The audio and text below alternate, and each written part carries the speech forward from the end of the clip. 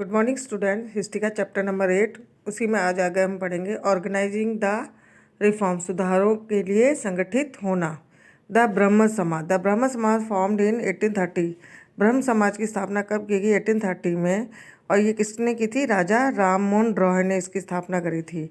Prohibited all form of idolatry and sacrifices, believed in the Upanishad and forbid its member from criticizing other religious practice. It strictly drew upon the ideals of religious, especially of Hinduism and Christianity, looking at their negative and positive dimensions. ब्रह्म समाज की स्थापना 1830 में की गई थी और इस संस्था में सभी तरह की मूर्ति पूजा, बलि प्रथा का विरोध किया गया था। इसके अलावा उपनिषदों में ये विश्वास करते थे और इसके जो सदस्य थे अन्य धार्मिक प्रथाओं और परंपराओं का विरोध करने का उनको अधिकार नहीं था। अब ब्रह्म समाज में बताया गया है कि ब्रह्म समाज ने विभिन्न धर्मों के आदर्शों, खास तौर से हिंदू और जो क्रिश्चियन धर्म के विचारों की आलोचना करते हुए जो उसके नेगेटिव और पॉजिटिव दोनों ही पहलों को देखकर इसमें पॉजिटिव चीज़ को अडॉप्ट करने की बात कही गई है। Derozio and young Bengal. Henry Louis Vivian Derozio, a teacher at Hindu college Calcutta in 1820, promoted radical ideas and encouraged his people to question all authority, referred to as the Young Bengal movement. His students attacked tradition and custom, demanded the education for women, and campaigned for the freedom of thought and expressions. Derozio and young Bengal 1830 के time में Henry ल्यू Vivian Derozio जो Hindu college Calcutta के जो teacher थे, उन्होंने अपने विद्यार्थियों को आंदोलनकारी विचारों से अवगत कराया कि भाई क्या आप कैसे किसी चीज़ का विरोध कर सकते हैं। उन्होंने तमाम तरह की सत्ता पर सवाल करने के लिए विद्यार्थियों को उकसाया या प्रोत्साहित किया। और इसके अलावा उन्होंने एक मूवमेंट चलाया था, यंग बंगाल मूवमेंट। उसमें उनके स्टूडेंट्स ने जो पुरानी प्रथाएं थी, जाति प्रथा या बाल विवाह, उनका विरोध किया था। और इसके अलावा महिलाओं की शिक्षा के लिए बल दिया गया और उनको स्वतंत्रता के बारे में बताया गया कि कैसे स्वतंत्रता पूर्वक अपने विचारों को भी प्रकट किया जा सकता है। The Ramakrishna mission and Swami Vivekananda, name after Ramakrishna Paramahamsa Swami Vivekananda's guru. Ramakrishna mission stressed the ideal of salvation through social services and selfless actions। Ramakrishna mission का नाम स्वामी विवेकानंद के गुरु रामकृष्ण परमहंस के नाम पर रखा गया और ये मिशन समाज सेवा और निस्वार्थ भाव से किस तरह से लोगों को मुक्ति मिले ये बताता है। स्वामी विवेकानंद 1863 में इनका बर्थ हुआ था, 1902 में इनकी डेथ हो गई थी। उस original name was Narendra Nath Datta. उनका ओरिजिनल नेम था Narendra Nath Datta. Combined the simple teaching of Shri Ram Krishna with his well founded modern outlook and spread them all over the world. Swami Vivekananda ने रामकृष्ण की सरल शिक्षाओं को अपनाया था और उन्होंने अपने जो इंटेलिजेंसी के आधार पर अपनी प्रतिभा के आधार से जोड़कर, मतलब अपनी इंटेलिजेंसी से उनकी शिक्षाओं को पूरे संसार में पहुंचाया। किसने? स्वामी विवेकानंद ने। After the hearing him in the world parliament of religious at Chicago in 1893, इसके बाद ये वहाँ पे वर्ल्ड लेवल पर एक सम्मेलन हुआ था संसद का शिकागो में, अमेरिका में 1893 में। वहाँ पे इनको भाषण देने के लिए बुलाया गया था। वहाँ पे New York Herald reported, we feel how foolish it is to send missionaries to his learn nations. वहाँ पर जब उन्होंने भाषण दिया तो वहाँ के एक न्यूज़पेपर में इस चीज़ को पब्लिश किया गया कि जिस देश का नेता इतना अच्छा हो और इतने अच्छे विचार रखता हो तो हम कैसे उस देश पर अपनी कंट्री के लोगों को ईसाई धर्म का प्रचार करने के लिए भेज सकते हैं। मतलब यहाँ इतनी इंटेलिजेंसी है। उन्होंने एक तरह से इंडिया की इंटेलिजेंसी के बारे में बात करी थी।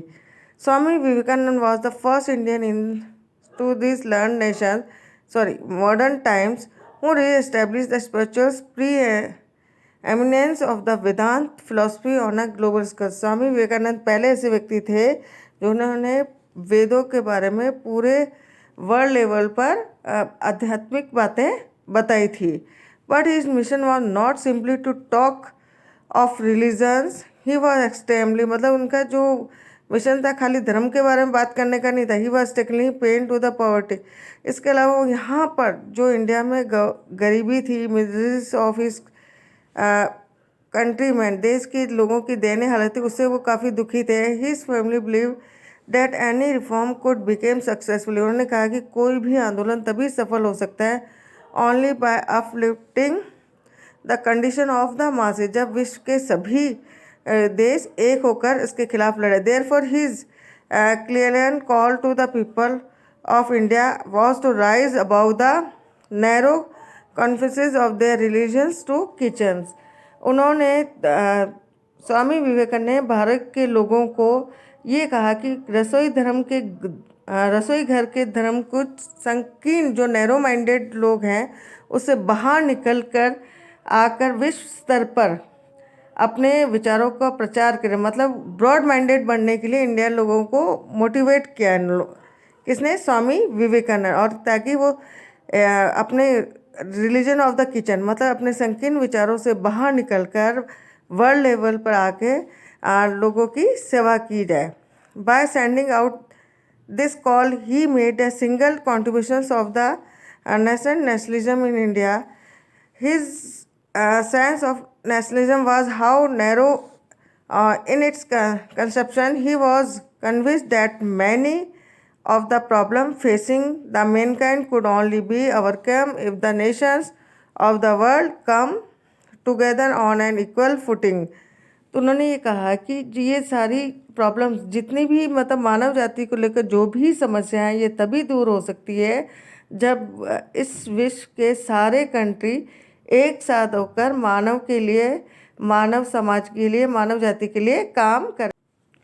Therefore, his exhortations of the youth was to unite on the basis of a common spiritual heritage. In these exhortations, he became truly the symbol of a new spirit and a source of strength for the future. अतः एक सामान्य आध्यात्मिक विश्वास के आधार पर उन्होंने युवाओं को एक होने का संदेश दिया. और अपने भाषण में उन्होंने कहा कि ये यूथ ही नए विचारधारा के प्रतीक और भविष्य के लिए एक महान शक्ति का स्रोत है. प्रार्थना समाज एस्टेब्लिश इन 1867 एट बॉम्बे. प्रार्थना समाज की स्थापना बॉम्बे में 1867 में की गई थी. The Prarthana Samaj sought to remove caste restriction. Prarthana Samaj ने जाति प्रथा को हटाने, अबॉलिश चाइल्ड मैरिज, बाल विवाह का विरोध किया. इसके अलावा encourage the education of women, महिला शिक्षा का प्रचार करने का कार्य किया. And the ban on widow remarriage, और विडो रेमैरिज पर जो बैन लगाया था उसको हटाने का काम किया. ए रिलीजियस मीटिंग, इसके अलावा हिंदू, बौद्धिस्ट और क्रिश्चियंस धर्म पर विचार विमर्श भी किया जाता था. वेद समाज एस्टेब्लिश इन मद्रास चेन्नई इन 1864. इस समाज की स्थापना 1864 में चेन्नई में की गई. और द वेद समाज वॉज इंस्पायर्ड बाय द ब्रह्म समाज. और किससे इंस्पायर्ड था ये? ब्रह्म समाज से. It work at abolish caste district. इन्होंने भी जाति प्रथा का विरोध किया. प्रमोट विडो रिमैरिज, विधवा विवाह का समर्थन किया. And women educations its member believe, और महिला की शिक्षा का प्रचार प्रसार किया. इसके अलावा इसके मेंबर जो थे बिलीव इन वन गॉड, एक ही भगवान पर बिलीव करते थे. They condemn the superstition and rituals of orthodox Hinduism. और उन्होंने रूढ़िवादी हिंदुत्व के अंधविश्वासों और अनुष्ठानों की सख्त निंदा की. Aligarh movement. The Mohammedan Anglo Indian Oriental College founded the Syed Ahmad Khan in 1875 at Aligarh later became the Aligarh Muslim University. जो मोहम्मदन एंग्लो ओरिएंटल कॉलेज था जिसकी स्थापना सर सैयद अहमद खान के द्वारा 1875 में अलीगढ़ में की गई थी. बाद में ये यूनिवर्सिटी बन गई थी Aligarh Muslim university. The institution offered modern education. इस इंस्टीट्यूशंस में मॉडर्न एजुकेशन दी जाती थी, मतलब आधुनिक शिक्षा इसके अलावा वेस्टर्न साइंस की नॉलेज दी जाती थी टू द मुस्लिम लोगों को वेस्टर्न साइंस की नॉलेज दी जाती थी। The Aligarh movement it was known had an enormous impact the idea of educational reform. इसके अलावा शिक्षा के क्षेत्र में इस यूनिवर्सिटी में आंदोलन किया गया था। The Singh Sabha movement, reform organization of the Sikh. The first Singh Sabha were formed at Amritsar in 1873 and at Lahore in 1879. सिखों के सुधारवादी संगठन के रूप में सिंह सभाओं की स्थापना 1873 में अमृतसर में हुई। बाद में 1879 में लाहौर में भी सिंह सभा का गठन किया गया था। द सभा sought to rid Sikhism of superstitions, caste restriction and practice seen by them as non-Sikh. They promoted education among the Sikh, often combining modern instruction with Sikh teaching. इन सभाओं में सिख धर्म को अंधविश्वासों, जातीय भेदभाव और ऐसे आचरण जिससे वे गैर सिख समझती थी, इसे मुक्त कराने का प्रयास किया और उन्होंने सिखों की शिक्षा के लिए भी प्रोत्साहित किया और अक्सर आधुनिक ज्ञान के साथ साथ सिख धर्म के सिद्धांतों को भी पढ़ाना चाहते थे वो लोग। अब है black whites and white planters, काले गुलाम और गोरे बगान मालिक। You have read about the how Jyotiba Phule establish connection in his book Gulamgiri between caste oppression and the practice of slavery in America. What was this system of slavery. आप ये जान चुके हैं कि ज्योतिबा फुले ने अपनी पुस्तक गुलामगिरी में जातीय उत्पीड़न और अमेरिका में प्रचलित दास प्रथा के बीच किस तरह से संबंध स्थापित किया। क्या आप जानते हैं कि दासता की ये प्रथा क्या थी? From the time that European explorer and traders landed in Africa in the 17th century, a trade in slave began. Black people were captured and brought from Africa to America, sold to white planters and made to work on cotton and other plantation. Most of them in southern United States. In the plantation, they had to work long hours, typically from dawn to dusk, punished for insufficient work and whipped and tortured. 17th century में जब European explorer यानी खोजी यात्री और व्यापारी पहली बार Africa पहुँचे तो उन्होंने गुलामों का व्यापार करना शुरू कर दिया। मतलब वहाँ के लोगों को उन्होंने गुलाम बनाना स्टार्ट कर दिया और वह अफ्रीका के लोगों को ब्लैक लोग कहकर पुकारते थे, काले लोग कहते थे उन लोगों को, और उनको वहाँ से पकड़कर अमेरिका ले जाकर वो जो प्लांटर्स होते थे, बगान मालिक होते थे, उनको बेच दिया था। जो सफ़ेद जिनका रंग वाइट होता था उन प्लांटर्स को ले लोग ब्लैक लोगों को ले जाकर बेच देते थे और उन गुलामों को कपास और अन्य बागों में भी काम करना पड़ता था। और ज़्यादातर ये बागान कहाँ थे? साउथ अमेरिका में, यूनाइटेड स्टेट में थे।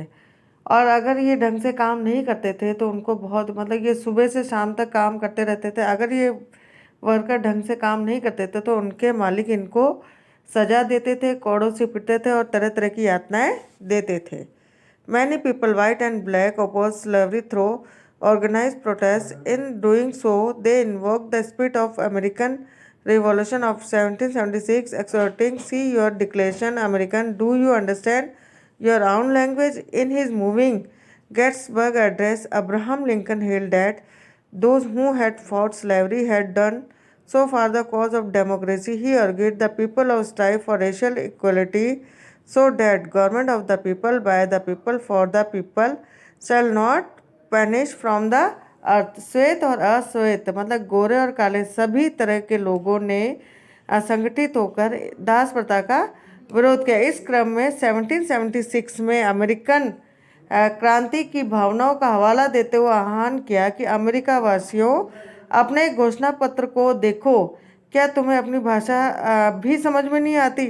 गेटिसबर्ग में अब्राहम लिंकन ने जो अपना भाषण दिया था, जिसमें उन्होंने ये बताया कि जिन लोगों ने दास प्रथा के खिलाफ लड़ाई लड़ी है वे लोकतंत्र के पथ प्रदर्शक है। और उन्होंने लोगों से आह्वान किया कि वे समानता के लिए कदम उठाए, धरती से जनता की, जनता के द्वारा जनता के लिए जो सरकार बनती है उसका नाश ना हो।